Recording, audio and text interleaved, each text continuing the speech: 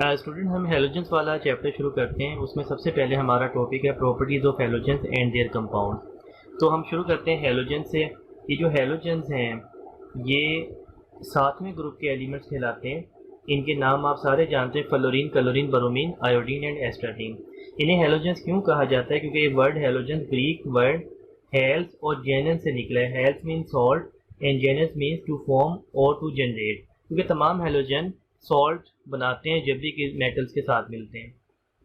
तो ये जो हेलोजेंस होते हैं हम इनकी डिफरेंट प्रॉपर्टीज डिस्कस करेंगे। सबसे पहले नेचर, फिर स्टेट एंड कलर, फिर ऑर्डर एंड कॉन्फ़िगरेशन देखेंगे, आयोनाइजेशन एनर्जी, इलेक्ट्रोनेगेटिविटी देखेंगे, ionic and covalent radius, melting and boiling point, density, intermolecular forces, molecular size.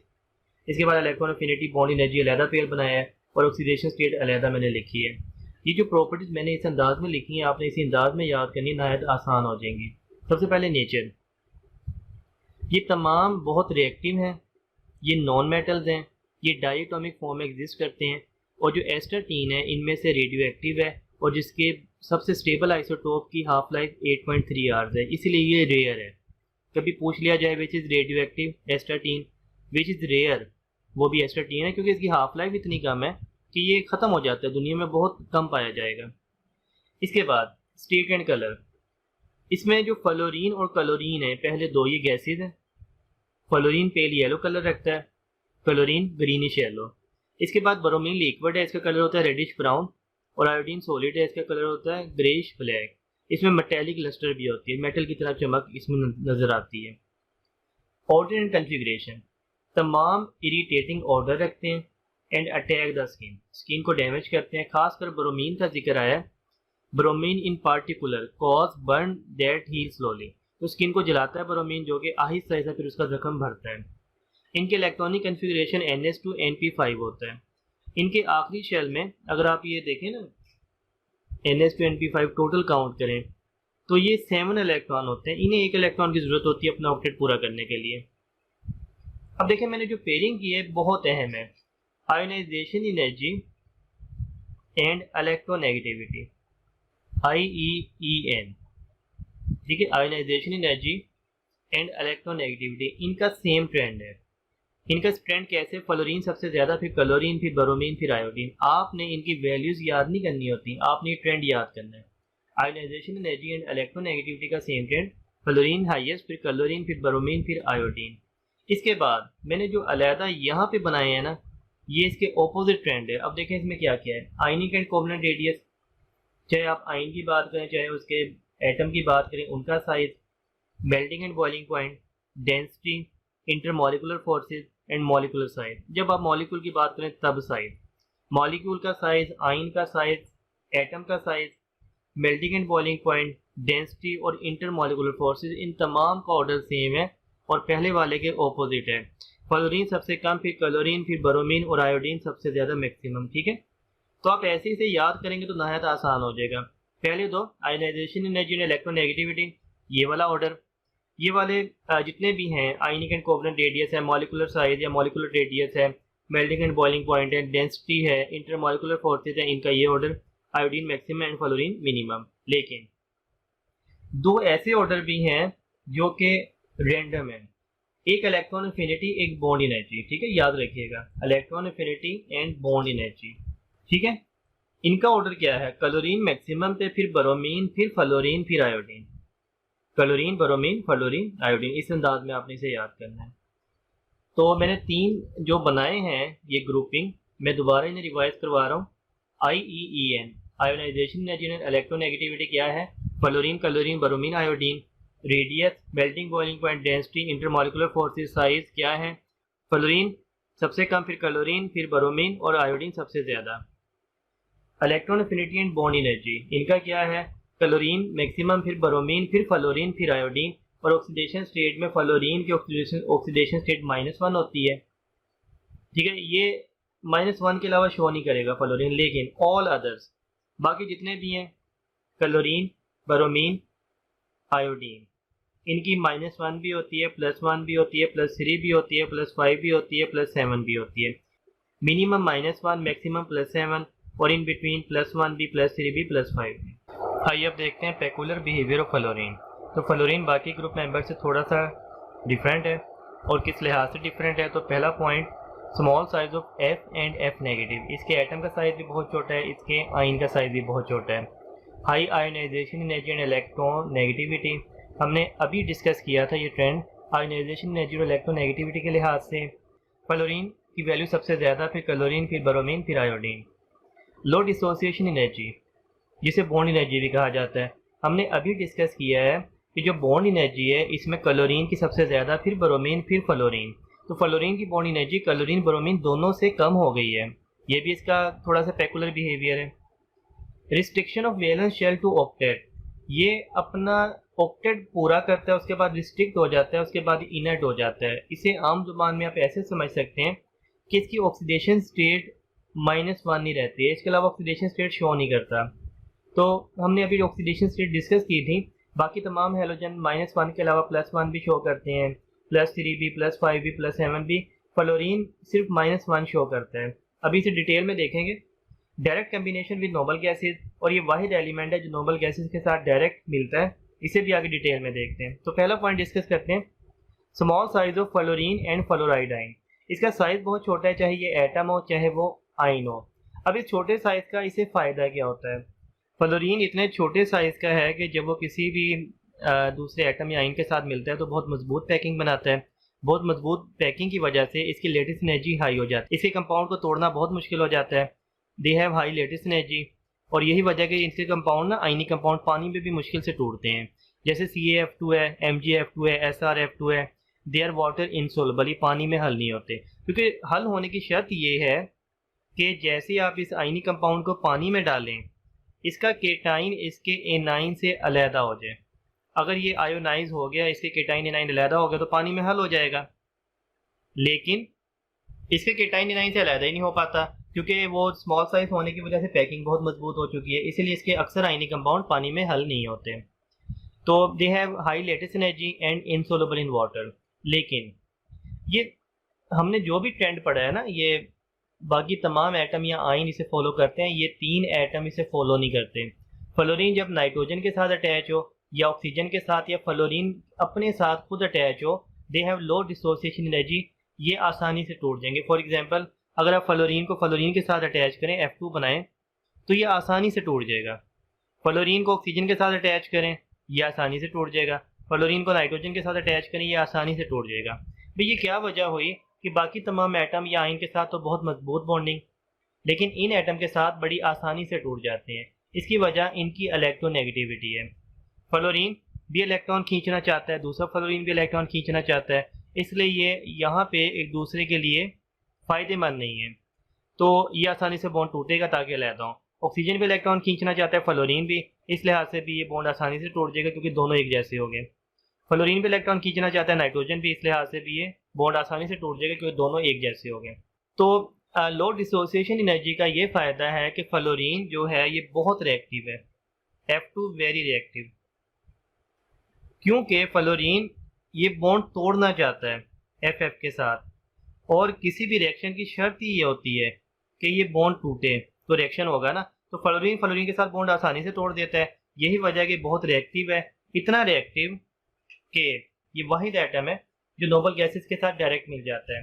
For example, fluorine noble gases के साथ XeF2 बनाता है, XeF4 बनाता है, XeF6 बनाता है, xenon difluoride, xenon tetrafluoride, xenon hexafluoride. इसके बाद low dissociation energy of and bond energy, मैंने आपको अभी बता दिया इसकी बॉन्ड एनर्जी लो क्यों है, क्योंकि ये FF के साथ जुड़ना नहीं चाहता। और restriction of valence shell to octet, ये अपना ऑक्टेट पूरा करने के बाद डिस्ट्रिक्ट हो जाता है, ये ऑक्सीडेशन स्टेट -1 शो करता है, इसे जो चाहिए वो मिल गया तो इसके बाद ये इनर्ट हो जाता है। यही वजह है कि फ्लोरीन के जो कंपाउंड होते हैं ना, जैसे CF4 है या SF6 है, इसमें फ्लोरीन -1 पे आ चुका है। जब फ्लोरीन -1 पे आ गया, इसका ऑक्टेट पूरा हो गया, अब ये बिल्कुल ही इनर्ट हो चुका है, ये रिएक्शन नहीं करेगा।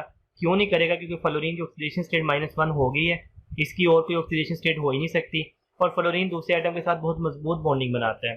तो फ्लोरीन के कंपाउंड हमेशा इनर्ट हुआ करेंगे इन तीनों एटमों के साथ बने कंपाउंड के अलावा, ठीक है। और फ्लोरीन हमेशा -1 ऑक्सीडेशन स्टेट शो किया करेगा। ये भी मैंने आपको बता दिया, direct combination with noble gases. तो ये था peculiar behaviour of fluorine. Student हम डिस्कस करते हैं प्रॉपर्टीज़ ऑफ हाइड्रोजन हेलाइड्स। तो हाइड्रोजन हेलाइड्स हैलोजन के एसिड होते हैं। इसमें HF शामिल है, HCl, HBr एंड HI। ये तमाम हैलोजन एसिड भी कहलाते हैं, ये हाइड्रोजन हेलाइड भी कहलाते हैं। State and colour, hydrofluoric acid colourless है और वोलेटाइल लिक्विड है, लेकिन बाकी जो तमाम है HCl, HBr, HI ये कलरलेस गैसेज हैं। तो ये लिक्विड है, बाकी तमाम गैसेज हैं तमाम कलरलेस। ये लिक्विड इस वजह से कि इसमें हाइड्रोजन बॉन्डिंग होती है, और ये गैसेज इस वजह से कि इनमें हाइड्रोजन बॉन्डिंग नहीं होती। लेकिन तमाम के तमाम फ्यूम प्रोड्यूस करते हैं मॉइस्ट एयर में, produce fumes in moist air, और ये तमाम के तमाम इरिटेंट हैं। ठीक है, तो हम डिटेल में पहले हाइड्रोफ्लोरिक एसिड को डिस्कस करते हैं और इसकी प्रॉपर्टी डिस्कस कर लेते हैं। उसके बाद तमाम हैलोजन एसिड को डिस्कस करेंगे। इसमें एक ऐसी खूबी है जो किसी और एसिड में नहीं है, HF में। क्या? अटैक ग्लास, ये वाहिद एसिड है जो कि शीशे के साथ रिएक्शन कर जाता है ग्लास के साथ, इसीलिए आप इसे ग्लास में नहीं रख सकते। ये नॉन एक्वस सॉल्वेंट के तौर पे यूज़ होता है, क्योंकि HF में हाइड्रोजन बॉन्डिंग होने की वजह से इसकी प्रॉपर्टीज़ ना ऑलमोस्ट वाटर जैसी होती हैं। तो ये वाटर जैसा होने की वजह से अगर आपने कोई ऐसा सॉल्वेंट यूज़ करना हो जो कि वाटर ना हो, उसे नॉन एक्वस सॉल्वेंट कहते हैं किसी रिएक्शन के लिए, तो फिर HF को प्रेफर किया जाता है नॉन एक्वस सॉल्वेंट के तौर पर। ये चूँकि ग्लास के साथ रिएक्शन कर जाता है, फिर इसे कहाँ पे रखा जाता है? इसे टेफ्लॉन में रखा जा सकता है, जो कि पॉली टेट्राफ्लोरोइथाइलीन है। ये एक पॉलीमर प्लास्टिक है, तो या तो आप इसे प्लास्टिक में रख दें, या इसे आप कॉपर या स्टेनलेस स्टील के वेसल में रखें, अगर ये मुकम्मल तौर पर ड्राई फॉर्म में आपने लिया है। एनहाइड्रस होना चाहिए, इसमें वाटर नहीं होना चाहिए। और अंडर वैक्यूम, आपको वैक्यूम लगाना पड़ेगा, उसमें एयर भी ना आए और मॉइस्चर भी ना आए। ठीक है, तो फिर आप इसे स्टेनलेस या कॉपर के वेसल में भी रख सकते हैं। जहाँ तक इसकी विस्कोसिटी की बात है, HF की विस्कोसिटी वाटर से थोड़ी सी कम होती है। वैसे HF भी विस्कस होता है, वाटर भी विस्कस होता है, लेकिन HF की विस्कोसिटी वाटर से कम क्यों है? क्योंकि HF में हाइड्रोजन बॉन्डिंग होती ज़रूर है, लेकिन 3 डायमेंशनल नहीं होती। वाटर में हाइड्रोजन बॉन्डिंग 3 डायमेंशनल होती है, इसीलिए HF की विस्कोसिटी वाटर से कम है। Association in liquid state, in vapour state, तो लिक्विड स्टेट में तो HF हमेशा इस फॉर्म में रहेंगे जो कि एक चेन की फॉर्म में आपस में जुड़ते चले जाएंगे। क्योंकि लिक्विड स्टेट में इनमें हाइड्रोजन बॉन्डिंग होती है, तो आप इन्हें ऐसे शो करते हैं। लेकिन वेपर स्टेट में क्या होता है? वेपर स्टेट में ये देखा गया है कि HF मोनोमर की फॉर्म में भी रहते हैं, मतलब कि इंडिविजुअली HF दूसरे HF से अलग हो जाते हैं। ये एक HF है, ये दूसरा HF है। जैसे गैस के मॉलिक्यूल एक दूसरे से अलग हो जाते हैं, तो HF भी अलग हो जाते हैं। एट द सेम टाइम ये साइक्लिक हेक्सामर बना के भी रहते हैं। 6 HF ऐसे अटैच हो जाते हैं और एक साइक्लिक रिंग बनाते हैं, बेंजीन की तरह का। तो इसे कहा जाता है साइक्लिक हेक्सामर। तो ये मोनोमर की शक्ल में भी रहेंगे और साइक्लिक हेक्सामर की शक्ल में भी रहेंगे, और ये दोनों एक दूसरे के साथ इक्विलिब्रियम में आ जाते हैं वेपर स्टेट में। खास कंडीशन पर HF चेन पॉलीमर भी बनाते हैं। चेन पॉलीमर से मुराद है कि ये आपस में चेन की तरह जुड़ना शुरू कर देते हैं और बहुत सारे आपस में अटैच हो जाते हैं, लॉन्ग चेन बना लेते हैं। लेकिन वो ख़ास कंडीशन पे होगा, और ख़ास कंडीशन में ये साइक्लिक रिंग भी बना सकते हैं। स्टूडेंट, मैंने हाइड्रोजन हेलाइड्स जो कि HF, HCl, HBr और HI हैं, इनकी प्रॉपर्टीज़ को डिफरेंट कैटेगरीज में डिवाइड कर लिया है। पहली कैटेगरी है boiling point, heat of fusion, heat of vaporisation. ये बॉइलिंग पॉइंट भी फोर्स ऑफ अट्रैक्शन पे डिपेंड करता है, हीट ऑफ फ्यूजन ये भी फोर्स ऑफ अट्रैक्शन पे डिपेंड करती है, हीट ऑफ वेपराइजेशन भी। हीट ऑफ फ्यूजन मेजर की जाती है किसी भी सब्सटेंस के मेल्टिंग पॉइंट पे, हीट ऑफ वेपराइजेशन मेजर की जाती है किसी भी सब्सटेंस के बॉइलिंग पॉइंट पे।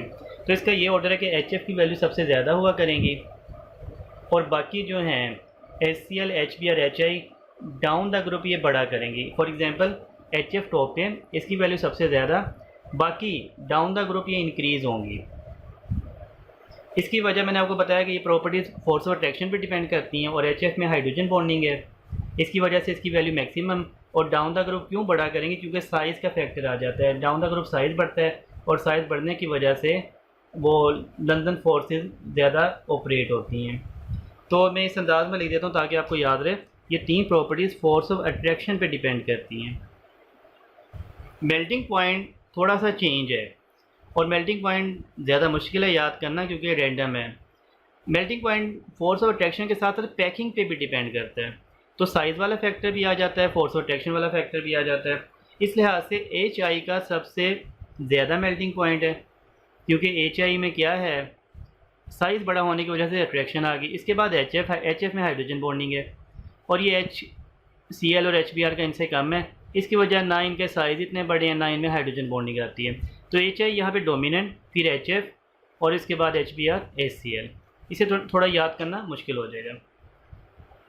इसके बाद है बॉन्ड लेंथ, रिड्यूसिंग स्ट्रेंथ और एसिडिक स्ट्रेंथ। ये तीनों का एक ही जैसा ट्रेंड है। बॉन्ड लेंथ साइज़ पर डिपेंड करती है, तो साइज़ के लिहाज से आप जानते हैं आयोडीन वाले का साइज़ बड़ा होता है, तो आप बॉन्ड लेंथ के हिसाब से याद रखिएगा। एच आई सबसे ज़्यादा, फिर एच बी आर, फिर एच सी एल, और एच सी एफ सबसे कम। इस लिहाज से ये ऑर्डर है, एच एफ सबसे कम, फिर एच सी एल, फिर एच बी आर, फिर एच आई। क्योंकि डाउन द ग्रुप साइज़ बढ़ता है तो बॉन्ड लेंथ भी बढ़ेगी। और इसी लिहाज से आपने याद करना है, यही ट्रेंड है रिड्यूसिंग स्ट्रेंथ का, यही ट्रेंड है एसिडिक स्ट्रेंथ का। इसकी वजह क्या है? एसिडिक स्ट्रेंथ आप जानते हैं कि जो एच एफ है इसमें हाइड्रोजन बॉन्डिंग आ जाती है, और हाइड्रोजन बॉन्डिंग आ जाने की वजह से इसका जो एच आई ट्रैप हो जाता है दो इलेक्ट्रोनेगेटिव एफ के दरमियान। जब इसका एच यहाँ पे ट्रैप हो गया तो इस एच का निकलना मुश्किल है। एसिड वो होते हैं जो एच आइन देते हैं, लिहाजा इसका एच आइन मुश्किल से निकलेगा हाइड्रोजन बॉन्डिंग की वजह से।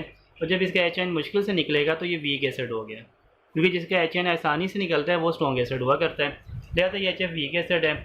और रिड्यूसिंग स्ट्रेंथ के हिसाब से देख लें कि ये जो रिड्यूसिंग स्ट्रेंथ होती है ना, ये असल में इनकी सलाहियत होती है हाइड्रोजन देने की। एच आई अपना हाइड्रोजन दूसरे एटम को आसानी से दे देता है। फॉर एग्जांपल आप एच आई में एस डालेंगे तो ये H2S बना देगा और आयोडीन अलहदा हो जाएगा। एच आई ये रिड्यूसिंग एजेंट है स्ट्रॉन्ग, क्योंकि इसने अपना H आसानी से S को दे दिया और ये जो सल्फ़र है इसकी रिडक्शन करवा दी। लेकिन ये HF ये काम नहीं करेगा, या बहुत मुश्किल से ये काम करेगा। इसकी वजह जो एच आई है इसकी बॉन्डिंग कमज़ोर है और एच एफ की बॉन्डिंग मजबूत है। इस पर ना चार्जेस आ जाने की वजह से ये बहुत मजबूत बॉन्ड बनाता है एच एफ, और जब मजबूत बॉन्ड बनाता है तो इसका एच इसके एफ से अलहदा नहीं होता। लेकिन एच आई में बॉन्डिंग कमज़ोर है, लिहाजा इसका एच आसानी से अलहदा हो जाता है। तो जिसका एच आसानी से अलहदा हो जाए वो रिड्यूसिंग एजेंट होता है। ठीक है, तो ये एसिडिक स्ट्रेंथ और रिड्यूसिंग स्ट्रेंथ का सेम फैक्टर हो गया, और डाइपोल मोमेंट और बॉन्ड एनर्जी का सेम फैक्टर है। डाइपोल मोमेंट और बॉन्ड एनर्जी वो इस लिहाज से देख लें कि फ्लोरीन की चूँकि इलेक्ट्रोनेगेटिविटी सबसे ज़्यादा है, इस पर चार्जेस सबसे ज़्यादा आएंगे, तो इसका डाइपोल मोमेंट भी सबसे ज़्यादा होगा, और डाइपोल मोमेंट से बॉन्ड एनर्जी भी बढ़ जाती है, बॉन्ड एनर्जी भी सबसे ज़्यादा होगी, और एच आई की सबसे कम होगी। यही वजह है कि एच आई को तोड़ना आसान है, ये आसानी से टूट जाता है, और एच एफ को तोड़ना मुश्किल है, ये मुश्किल से टूटता है, मुश्किल से टूटेगा। और यही मैंने आपको बात बताई थी, मुश्किल से टूटेगा, लिहाजा अपना एच नहीं देगा, और एच नहीं देगा तो क्या है, ये वीक रिड्यूसिंग एजेंट है। ठीक हो गया। स्टूडेंट हम शुरू करते हैं reaction of chlorine with cold and hot NaOH। तो ये एक एग्जांपल है डिसप्रोपोर्शनेशन रिएक्शंस की। डिसप्रोपोर्शनेशन रिएक्शंस ऐसे रिएक्शंस होते हैं जिसमें कोई भी स्पीशी साइमल्टेनियसली ऑक्सीडाइज भी हो जाए और उसी रिएक्शन में रिड्यूस भी हो जाए। ठीक है, तो आपने ये डिसप्रोपोर्शनेशन रिएक्शन ना ऑर्गेनिक केमिस्ट्री में कैनिज़रोथ रिएक्शन के नाम से सुना हुआ है। वो ऑर्गेनिक डिसप्रोपोर्शनेशन रिएक्शन की एग्जांपल है, और ये reaction of chlorine with NaOH ये इनऑर्गेनिक डिसप्रोपोर्शनेशन रिएक्शन की एग्जांपल है। तो आप देखें इसमें मैंने NaOH ले लिया 2, कलर चेंज कर दिया समझाने के लिए। इसका रिएक्शन मैं Cl2 के साथ करवा रहा हूँ, लेकिन इन कोल्ड स्टेट 15 डिग्री पे ये रिएक्शन होगा। और होगा क्या, इस लिहाज से आप देखें, ये जो ब्लैक वाला NaOH है इसका OH निकलेगा, और ये जो ब्लू वाला NaOH है इसका H निकलेगा, ये मिलके वाटर बना देंगे। तो मैंने वाटर तो पहले ही बना दिया, बाकी जो चीज़ बची आपने उसे कंबाइन करना है। ब्लैक वाला Na एक Cl के साथ मिलके NaCl बना देगा, ये ब्लू वाला NaO दूसरे Cl के साथ मिलके NaOCl बना देगा। NaCl तो आप सारे जानते हैं सोडियम क्लोराइड, NaOCl कहा जाता है सोडियम हाइपोक्लोराइड, इसे ऐसे भी लिखा जाता है NaClO, एक ही बात है, चाहे NaClO लिख दें चाहे NaOCl लिख दें, सोडियम हाइपोक्लोराइड। तो 15 डिग्री पे 2 NaOH के मॉलिक्यूल एक Cl2 के साथ मिलते हैं और NaCl बनाते हैं सोडियम क्लोराइड, और NaOCl या NaClO बनाते हैं सोडियम हाइपोक्लोराइड और वाटर बनाते हैं। अब देखें दिलचस्प चीज़ क्या है, यहाँ पे Cl2 की ऑक्सीडेशन स्टेट है ज़ीरो, क्योंकि हमने देखा था कोई भी फ्री एलिमेंट होता है जैसे नेचर में पाया जाता है उसका ऑक्सीडेशन नंबर हमेशा ज़ीरो होता है। यहाँ पे तो ज़ीरो था, अगर आप इंडिविजुअल बात करें तो दोनों Cl का ज़ीरो था। यहाँ पे देखें Cl का क्या बन गया -1, NaCl में Cl का -1 होता है, तो ज़ीरो से -1 क्या हो गया, रिडक्शन हो गई। और यहाँ पे NaOCl या NaClO में क्लोरीन की जो वैल्यू बनेगी ना, ये बनेगी +1, आप निकाल के देख लीजिएगा। तो यहाँ पे ज़ीरो से +1 होगी। ज़ीरो से +1 होना क्या है, ऑक्सीडेशन। तो आपने देखा एक ही केमिकल एक ही रिएक्शन में रिडक्शन भी कर रहा है, ऑक्सीडेशन भी कर रहा है, लिहाजा ये डिस्प्रोपोर्शनेशन रिएक्शन की एग्जांपल होगी। क्या हो अगर आप इस रिएक्शन को हीट करें 70 डिग्री तक, तो 15 डिग्री पे तो ये पहला ही स्टेप होगा, रिएक्शन यहीं पे रुक जाएगा। लेकिन गर्म करने पे 70 डिग्री पे पहला स्टेप भी होगा, लेकिन पहले स्टेप के बाद रिएक्शन आगे भी प्रोसीड करेगा। तो पहला स्टेप तो सेम है 70 डिग्री पे भी, मैं बना लेता हूँ, यही मैंने कंबाइन कर दिया 2NaOH and Cl2। After reaction ये वही बनेगा NaCl, NaOCl एंड वाटर, या NaOCl को आप NaClO भी लिख सकते हैं। लेकिन ये पहला स्टेप होने के बाद रिएक्शन यहाँ पे रुकेगा नहीं, क्योंकि अब आपने 70 डिग्री तक हीट किया है, 15 डिग्री पे यहीं पे रुक जाता है। 70 डिग्री पे जो NaOCl है या NaClO है, इसने डिकम्पोज हो जाना है। इसके 3 मॉलिक्यूल आपको लेने पड़ेंगे NaClO के, 3 में से 2 मॉलिक्यूल डायरेक्ट NaCl बना देंगे, ये तो आसान हो गया। बाकी जो एक बचा वो एक Na बचा, एक Cl बचा, और बाकी जितने भी ऑक्सीजन बचे वो बनाएंगे NaClO3। इसे कहा जाता है सोडियम क्लोरेट। तो 70 डिग्री पे इसने बनना है, सोडियम क्लोरेट ने। दोबारा देखें, आपने सोडियम हाइपोक्लोराइड के 3 मॉलिक्यूल लेने हैं, उसमें से 2 मॉलिक्यूल से NaCl बना देना है, जो एक बचेगा उससे NaClO3 बना देना है, सोडियम क्लोराइड। अब देखें एक प्रॉब्लम यहाँ पे आया कि NaClO3 आपको 3 यूज़ करने पड़े, लेकिन बना कितना था, एक बना था पहली इक्वेशन में, लिहाजा आपको पहली इक्वेशन को 3 से मल्टीप्लाई करना पड़ेगा ताकि आप 3 यूज़ करें तो 3 बनाएं भी ना, बनेंगे तो 3 यूज़ होंगे ना। तो पहली इक्वेशन को 3 से मल्टीप्लाई कर देते हैं, ये हो जाएगा 6, ये हो जाएगा 3, ये हो जाएगा 3, ये हो जाएगा 3 और ये हो जाएगा 3। ठीक है, अब आप दोनों इक्वेशन ऐड करें। 3 से मल्टीप्लाई इसलिए किया क्योंकि NaClO 3 यूज़ हो रहे थे और एक बन रहा था, लिहाजा वो 3 बनने चाहिए थे। तो जो केमिकल कैंसिल आउट हो रहे हैं उन्हें कैंसिल आउट कर दीजिए, NaClO इससे कैंसिल आउट हो गया। बाकी देखें 6NaOH plus 3Cl2 after reaction 3 and 2 5 NaCl and NaClO3 and 3 water. तो 70 डिग्री पे फाइनल ये इक्वेशन बनेगी। और अगर आप इसमें क्लोरीन की ऑक्सीडेशन स्टेट देखें तो यहाँ पे 0, NaCl में -1 और NaClO3 में बनेगी +5। तो आप अगेन देख लें, 0 से -1 पे जा रहा है रिडक्शन और 0 से +5 पे जा रहा है ऑक्सीडेशन। तो ये 70 डिग्री पे भी डिस्प्रोपोर्शनेशन रिएक्शन है और 15 डिग्री पे भी डिस्प्रोपोर्शनेशन रिएक्शन ही था। आइए student oxidising properties of halogen discuss करते हैं। तो ऑक्सीडाइजिंग प्रॉपर्टीज़ के हिसाब से फ्लोरीन सबसे अच्छा ऑक्सीडाइजिंग एजेंट है, फिर क्लोरीन, फिर ब्रोमीन, फिर आयोडीन। अब ये ऑक्सीडाइजिंग एजेंट होते क्या हैं?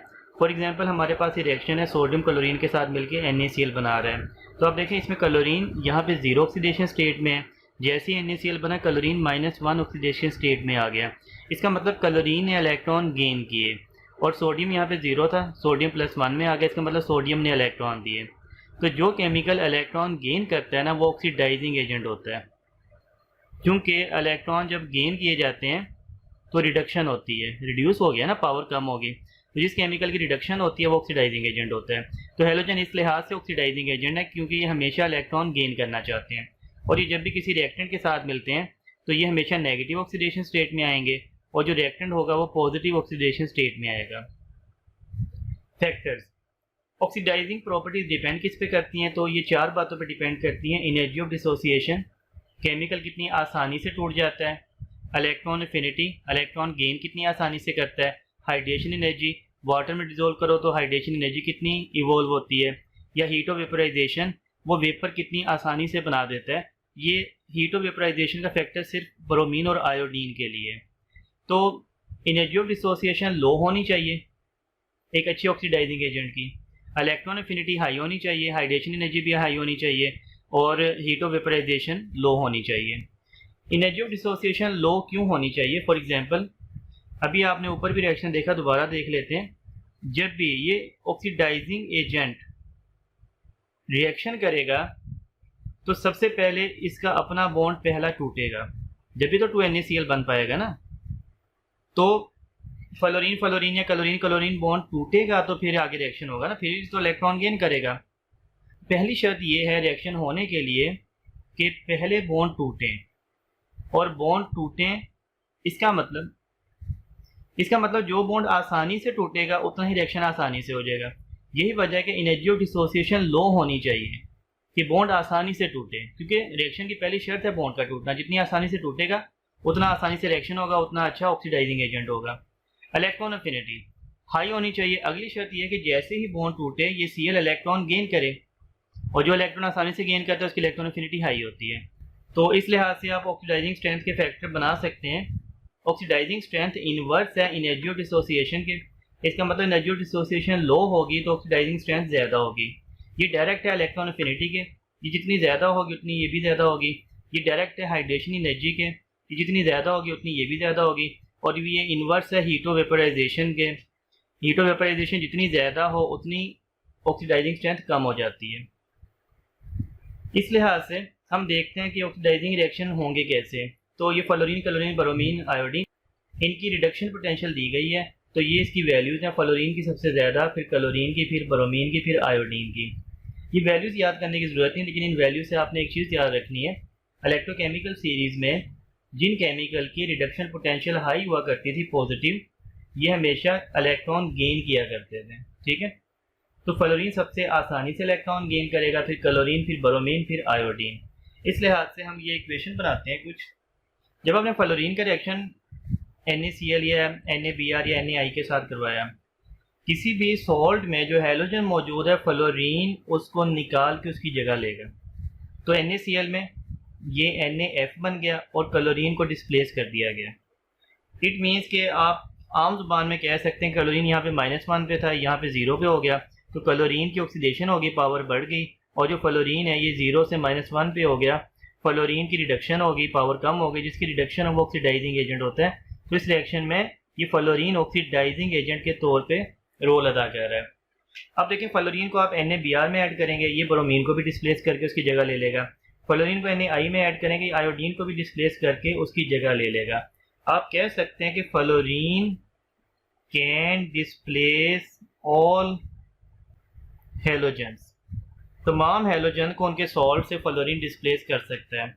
अच्छा, क्लोरीन किन्हें डिस्प्लेस कर सकता है? क्लोरीन फ्लोरीन को डिस्प्लेस नहीं कर सकता। क्लोरीन अपने से कम वैल्यूज़ वाले ब्रोमीन को डिस्प्लेस कर सकता है, आयोडीन को डिस्प्लेस कर सकता है। ये इक्वेशन आप ऐसे बना सकते हैं Cl2 plus 2NaBr Cl2 2NaI। अब देखिएगा ये NaBr में से 2NaCl बन जाएगा, और जो ब्रोमीन है वो डिस्प्लेस हो जाएगा Br2 की शक्ल में। यहाँ पे 2NaCl बन जाएगा और आयोडीन डिस्प्लेस हो जाएगा I2 की शक्ल में। तो आपने देखा क्लोरीन ने ब्रोमीन को डिस्प्लेस कर दिया और क्लोरीन ने आयोडीन को डिस्प्लेस कर दिया, लेकिन ये रिएक्शन पॉसिबल नहीं है। अगर आप इसे ऐसे बनाएं, क्लोरीन 2NaF, और आप कहें कि ये रिएक्शन हो जाए, तो ये पॉसिबल नहीं। क्लोरीन फ्लोरीन को डिस्प्लेस नहीं कर सकता। तो हर ऊपर वाला हैलोजन अपने से नीचे वाले हैलोजन को डिस्प्लेस कर सकता है। फ्लोरीन तमाम को, क्लोरीन किसे डिस्प्लेस कर सकता है? ब्रोमीन और आयोडीन को। और ब्रोमीन किसे डिस्प्लेस कर सकता है? ब्रोमीन सिर्फ आयोडीन को डिस्प्लेस कर सकता है। फॉर एग्जांपल ये हमारे पास है जी ब्रोमीन Br2, और आप NaI ले लें, तो NaI में से ये बन जाएगा NaBr प्लस I2। आयोडीन को डिस्प्लेस कर दिया ब्रोमीन ने उसके सॉल्ट में से। लेकिन ये रिएक्शन ऐसे नहीं हो सकता कि Br2 लें और 2NaCl लें तो ब्रोमीन क्लोरीन को डिस्प्लेस नहीं करेगा। आप ये रिएक्शन भी नहीं करवा सकते, Br2 लें 2NaF लें, ये रिएक्शन भी नहीं होगा। और रही बात आयोडीन की, आयोडीन किसी हेलोजन को डिस्प्लेस नहीं कर सकता। फॉर एग्जांपल आप I2 लें, 2NaCl ले लें, ये रिएक्शन भी नहीं होगा। आप I2 लें, 2NaBr ले लें, ये रिएक्शन भी नहीं होगा। तो आपने याद रखना है कि कौन से रिएक्शन पॉसिबल हैं, कौन से रिएक्शन पॉसिबल नहीं है।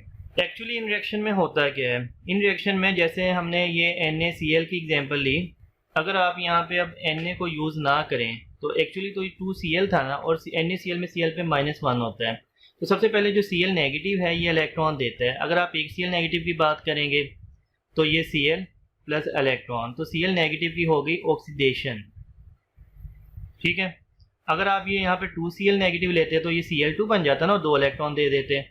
ये 2 इलेक्ट्रॉन असल में फ्लोरीन गेन करता है। एक फ्लोरीन को 1 इलेक्ट्रॉन चाहिए, F2 की शक्ल में फ्लोरीन होगा 2 इलेक्ट्रॉन चाहिए, और ये 2F नेगेटिव बना देता है। इसकी होगी रिडक्शन। तो इस रिएक्शन में जो हैलोजन ऊपर है उसकी रिडक्शन हुआ करेगी, और जो सॉल्ट में मौजूद थी उसकी ऑक्सीडेशन हुआ करेगी। अगर आप दोनों इक्वेशंस को ऐड करें, F2 plus 2Cl negative after reaction 2F negative plus Cl2। Cl negative की जगह मैं साथ में Na भी लगा रहा हूँ ताकि ये ज़्यादा क्लियर हो जाए। ये बन गया 2NaCl, ठीक है। यहाँ भी मैंने Na लगा दिया 2NaCl, और यहाँ भी मैंने Na लगा दिया। अब ये ज़्यादा आसान हो गया। ये हमने बार बार यही तो पढ़ा कि हैलोजन आई ऊपर वाली जैसे फ्लोरीन NaCl में से Cl को डिस्प्लेस करके उसकी जगह ले ली, ठीक है। तो इनकी ऑक्सीडाइजिंग प्रॉपर्टीज़ के एडवांटेज ये हैं कि खासकर फ्लोरीन और क्लोरीन, क्योंकि फ्लोरीन और क्लोरीन स्ट्रॉन्ग ऑक्सीडाइजिंग एजेंट है, can oxidise dyes to colourless substances. ये डाइज के रंग ख़त्म कर सकती हैं, डीकलराइज कर सकती हैं। तो किसी भी चीज़ को अगर डीकलराइज करना है तो आप फ्लोरीन या क्लोरीन की इन्वायरमेंट में उसे रख दें। लिटमस या यूनिवर्सल इंडिकेटर, जो कलर्ड सब्सटेंसेस हैं, can be decolourise by fluorine and chlorine. Fluorine chlorine उनके रंग भी ख़त्म कर सकती हैं, और इसीलिए खासकर क्लोरीन ब्लीचिंग एजेंट के तौर पे यूज़ होती है, और ब्लीचिंग पाउडर में या ब्लीचिंग एक्शन में क्लोरीन ऑक्सीडाइजिंग एजेंट के तौर पे बिहेव करेगी। आइए स्टूडेंट्स, हम commercial use of halogens and their compounds discuss करते हैं। तो इसमें सबसे पहले फ्लोरीन है। फ्लोरीन कहाँ कहाँ यूज़ हो सकता है, इसके कंपाउंड कहाँ पे यूज़ होते हैं, ये हमने पहले भी पढ़ा है अल्काइल हैलाइड वाले चैप्टर में। दोबारा यहाँ पे डिस्कस कर लेते हैं। तो फ्लोरीन का सबसे पहले फ्रियोन का जिक्र है। फ्रियोन्स CCl2F2 या CClF3, ये लो मॉलिकुलर मास फ्लोरोक्लोरोकार्बन्स या क्लोरोफ्लोरोकार्बन्स को कहा जाता है। ये कहाँ पे यूज़ होते हैं, एरोसोल प्रोपेलेंट्स के तौर पर यूज़ होते हैं, या ये रेफ्रिजरेंट्स के तौर पर यूज़ होते हैं। और इनका डिसएडवांटेज भी है कि ये ओजोन लेयर को डैमेज कर रहे हैं। वो हमने इन्वायरमेंटल केमिस्ट्री में उसकी इक्वेशन देखी थी। दूसरा इसका कंपाउंड है हेलोथेन। इसमें 2 कार्बन होते हैं, एक कार्बन के साथ 3 फ्लोरीन होते हैं, दूसरे कार्बन के साथ 1 हाइड्रोजन, 1 ब्रोमीन, 1 क्लोरीन। इसका नाम है 2 ब्रोमो, क्योंकि नंबरिंग आप यहाँ से करते हैं फ्लोरीन की जानिब से, और आप अल्फ़ाबेटिकली ब्रोमीन को पहले नाम देते हैं। तो 2 ब्रोमो, 2 पे ही क्लोरो है, अल्फ़ाबेटिकली B के बाद फिर C आएगा। 111 ट्राईफ्लोरो इथेन इसका नाम है, ठीक है। ये एंथीसिया के तौर पर यूज़ होता है। तीसरा है प्लास्टिक CF2CF2, और यहाँ पे यानी पॉलीमर होता है, पॉलीटेट्राफ्लोरोइथाइलिन इसे कहते हैं, या टेफ्लॉन के नाम से जानी जाती है। इसमें प्रॉपर्टीज़ क्या होती हैं, resist the action of oxidant, acid and alkalis.